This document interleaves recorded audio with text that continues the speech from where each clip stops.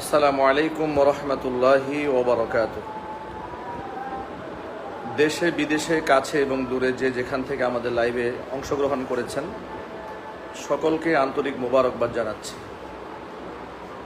অত্যন্ত আনন্দের সাথে আপনাদেরকে অবগত করছি, আলহামদুলিল্লাহ ঠিক এই মুহূর্তে আমরা আমাদের হৃদয়ের প্রতিষ্ঠান জামিয়া মাদানিয়া আরাবিয়া গাজীপুরের অফিস কক্ষে বসে আছি। ঠিক এই মুহূর্তে বাংলাদেশের ইসলামী আন্দোলন বাংলাদেশের অঙ্গ সংগঠন জাতীয় ওলামা মাশায়েখ আইম্মা পরিষদের গাজীপুর জেলা এবং মহানগরের দায়িত্বশীল ওলামা ইকরাম আমার মাদ্রাসার মেহমান হয়েছেন। আমি অত্যন্ত আনন্দিত এবং তাদের প্রতি অত্যন্ত সন্তুষ্ট চিত্তে আজকে আপনাদের সামনে লাইভে এসেছি।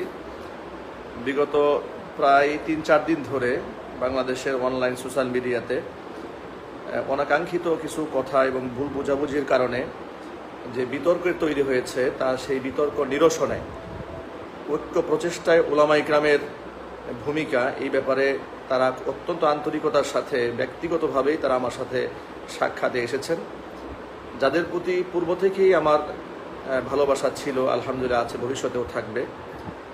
আমরা ব্যক্তিগতভাবে কেউ ভুলের ঊর্ধ্বে নই। মানুষ হিসেবে আমাদের অনেক সময় অনাকাঙ্ক্ষিত কথা আমাদের আবেগের বহির্ভূষণ হয়ে যায়, ক্ষোভের কারণে হয়ে যায়।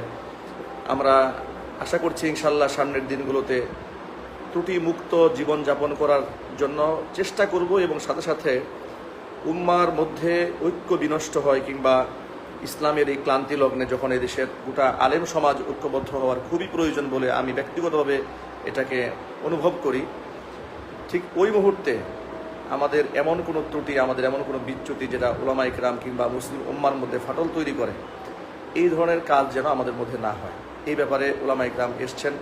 তাদের অত্যন্ত দায়িত্বশীল অবস্থান থেকে সুন্দর পরামর্শ ভিত্তিক গঠনমূলক আলোচনা তাদের পেশ করেছেন। আমরা আমাদের অবস্থানকেও আমাদের জায়গা থেকে পরিষ্কার করেছি, আলহামদুলিল্লাহ। তা আমরা আশা করছি ইনশাআল্লাহ আমাদের সামনের পথ চলাকে আমরা এগিয়ে নিয়ে যাওয়ার জন্য এবং ইসলামের পতাকাকে উড্ডীন করার জন্য আমাদের ঐক্যবদ্ধ প্রচেষ্টা বিগত জীবনে যেভাবে ছিল বর্তমানেও আছে, ভবিষ্যতেও থাকবে ইনশাআল্লাহ। বিশেষ করে আমি বিগত আমার বক্তব্যের মধ্যে, বিশেষ করে আলোচনার মধ্যে বাংলাদেশের ইসলামী আন্দোলন বাংলাদেশের নাইবে আমিরুল মুজাহিদিন চরমনায়ের নাইবে আমির যিনি ফয়জুল করিম হাফিজাহুল্লাহর ব্যাপারে যে অনাকাঙ্ক্ষিত যে বক্তব্যগুলো বের হয়েছে, আমি ব্যক্তিগতভাবেও সে সমস্ত বক্তব্যের কারণে দুঃখ প্রকাশ করছি এবং সাথে সাথে যে সমস্ত অনাকাঙ্ক্ষিত শব্দ বের হয়েছে আমি গতকালকে সেখানে পোস্টের মাধ্যমেও সেই শব্দগুলোকে এক্সপান্স করেছি। তবে আমি ব্যক্তিগতভাবে মনে করি যে সমালোচনা থাকা উচিত, তবে সেই সমালোচনা হোক অবশ্যই গঠনমূলক, সেই সমালোচনা হবে অত্যন্ত আদবের সাথে, যেটা মানুষের ভেদাভেদ দূর করবে, মানুষের মধ্যে মমত্ববোধ মহব্বত তৈরি করবে। এটাকেই আসলে আমরা ওলামা ইকরাম লালন করা উচিত বলে মনে করি। জাতির এই বৃহত্তর স্বার্থে আমাদের আভ্যন্তরীণ কোনো কোন্দল, আভ্যন্তরীণ কোনো আচরণ জাতি বিভক্ত হয়, এটা অত্যন্ত পরিতাপ এবং দুঃখজনক। সুতরাং বিগত দিনগুলোতে আমার কোনো বক্তব্যে যাদের মনে আঘাত এসেছে আমি তাদের পুরো আন্তরিক দুঃখ প্রকাশ করছি। যে আসুন আমরা এক হয়ে কাজ করি, আমরা মানুষ, ভুলের ঊর্ধ্বে নই, ভুল ত্রুটি আমরা আল্লাহর কাছে ক্ষমা প্রার্থনা করছি। সাথে সাথে যে সমস্ত ভাইদের হৃদয়ে রক্তক্ষরণ হয়েছে তাদের কাছেও আমরা ক্ষমা প্রার্থনা করছি যে আপনারা অবশ্যই আল্লাহর সন্তুষ্টি কল্পে দ্বীনের প্রচার এবং প্রসারের স্বার্থে এবং দ্বীন বিজয়ের লক্ষ্যে আমরা একে অপরকে আপন করে কাছে টেনে নিই, আমরা একে অপরের দুষ্টিগুলোকে মার্জনা স্বরূপ দেখে আমরা মানুষের সমালোচনাকে ছেড়ে দিই।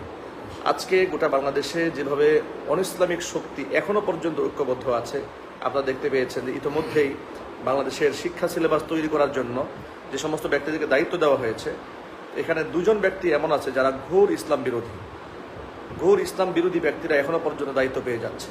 ঢাকা ইউনিভার্সিটির চারুকলা একাডেমির দায়িত্ব যিনি পেয়েছেন, দায়িত্ব পেয়েই পরের দিনই তিনি আবার শুরু করে দিলেন যে 2024 সালে এসেও কেন এদেশের মেয়েরা বোরকা